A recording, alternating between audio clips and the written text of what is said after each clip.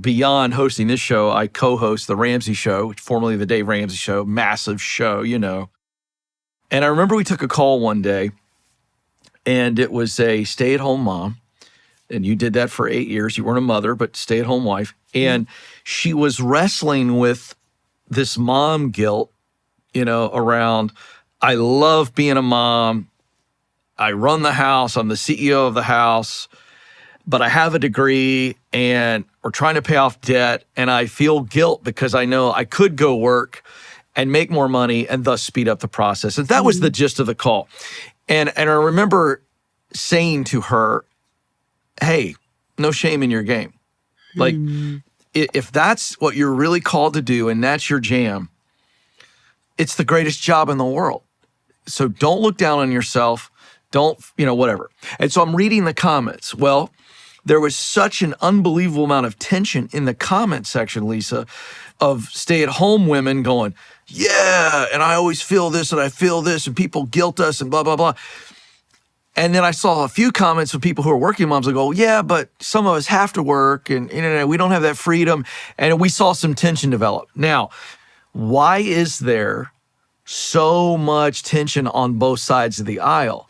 I think because somebody else's actions are a reflection of you, or you start to see your own actions in somebody else. So there are people, let's say, who desperately want to be at home with their kids and they feel like they have to work. And so they look at what mothers who are staying home with, I hate to say it, but with jealousy. And it's like, I would love to do that.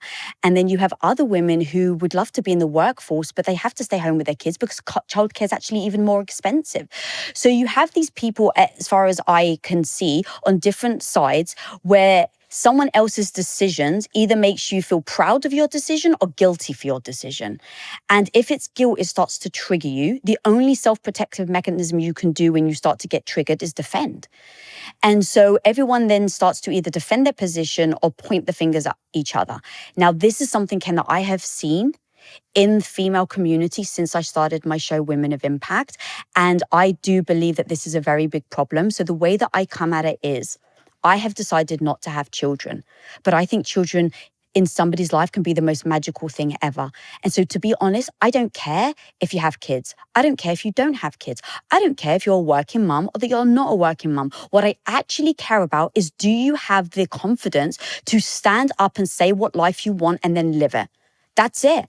And the problem that I'm finding is everyone starts to trigger each other. And where I come from is, just because I've chosen not to have children doesn't mean I'm going to go out and encourage other women to have kids. What I'm going to do is go out and tell someone else, do you want kids? Yes or no? Then you should do that. You shouldn't let other people's judgment, shame, guilt, all these things that come with making decisions, you shouldn't let that dictate your actions. And I think we do. You want to know something really scary? You might be sleeping on poison. That's right. Most mattresses are full of polyurethane foam, synthetic fibers, and chemical flame retardants. But that's why I love my avocado green mattress. They're made with certified organic materials that help you sleep cooler, deeper, and healthier. And you're not sacrificing comfort either. So don't let your bed be haunted by chemicals.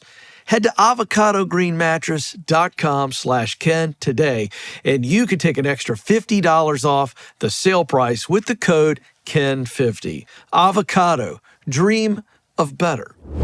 I think we let guilt, shame, fear, insecurity dictate how we show up and what we do every day. And because of that, we don't feel secure in our decisions. So if right now, because I've done the work, if someone came at me and was like, well, Lisa, you don't have kids and you don't, okay. Like, it wouldn't bother me, Ken. It wouldn't bother me because I have confidence and security in the decision that I made. Now, here's the tricky thing, is I have such compassion for every woman out there. It bothers me, Ken, furiously bothers me that women attack each other. It's like we don't have enough problems out there. You're going to go after a woman for deciding to have kids and stay at home, or the opposite. You're going to have the audacity to go after a woman for making a decision that was right for her. Isn't the problem with the world that us women are not supporting each other in whatever decision we make? So as you can see, I do get rattled up over this, Ken, because I do feel like we are making things worse, not better. I We are agree. making women feel worse about our decisions, not better. I get women that come and attack me for being selfish, not having kids.